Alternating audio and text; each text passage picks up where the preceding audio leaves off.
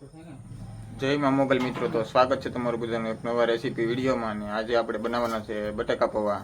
તો સૌથી પહેલાં બધો મસાલો તૈયાર કરી નાખીએ બટાકા પૌવાનો.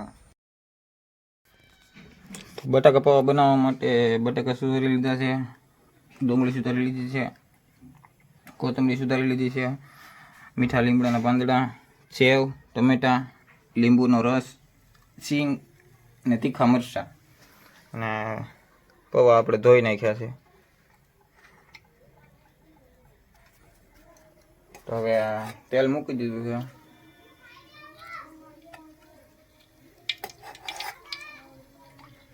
તેલ ગરમ થઈ જાય પછી એમાં નાખી દેવું આપણે રાઈ.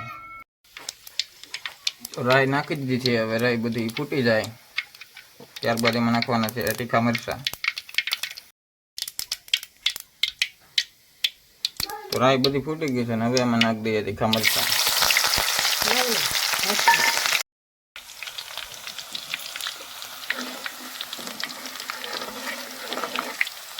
તો હવે એમાં નાખી દઈશું આપણે મીઠા લીમડાના પાન.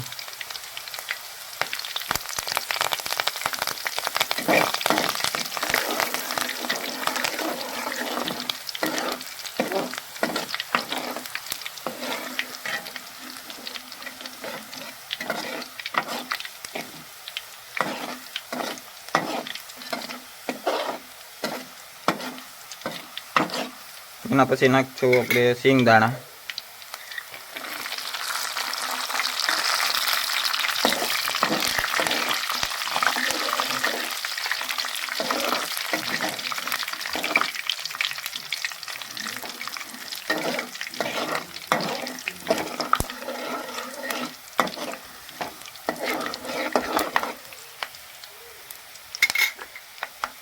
હવે આપણે નાખી દઈશું એમાં ડુંગળી.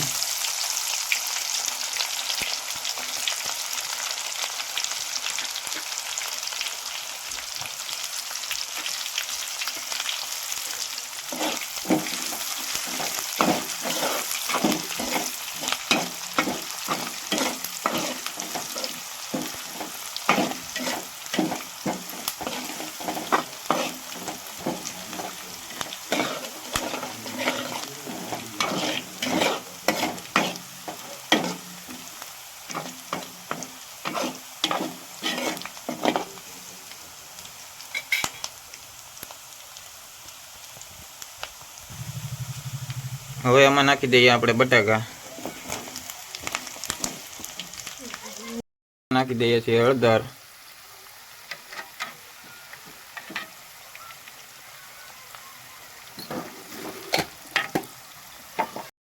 હળદર બાદ નાખી દીધું છે આપણે નિમક.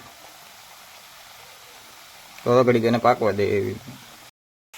નિમક નાખી દીધું છે ને હવે એને 2-3 મિનિટ માટે ઢાંકી દઈએ.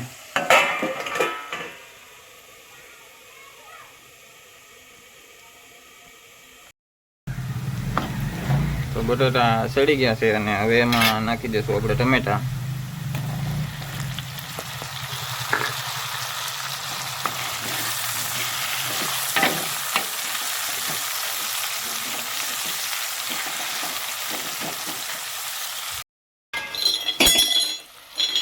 હવે આમાં આપણે પૌવા નાખી દઈશું.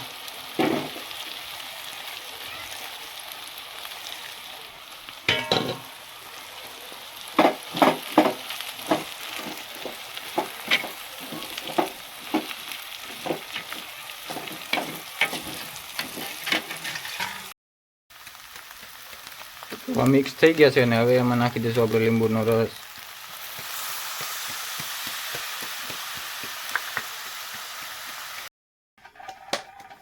તો તૈયાર છે આપણા બટાકા પૌવા. અને હવે એમાં નાખી દઈશું ધાણા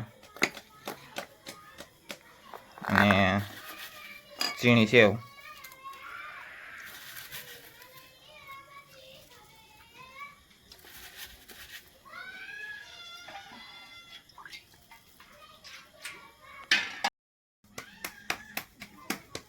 તો આપણા બટાકા પૌવા તૈયાર થઈ ગયા છે અને એકદમ છૂટા છૂટા મસ્ત બન્યા છે.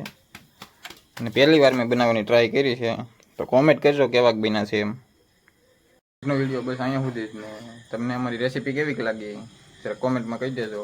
ને વિડીયો સારો લાગ્યો હોય તો લાઈક, કોમેન્ટ, શેર, સબસ્ક્રાઈબ કરવાનું ના ભૂલતા. અને મળીએ ફરી નવા બ્લોગ સાથે. ત્યાં સુધી જય માતાજી, જય મા મોગલ.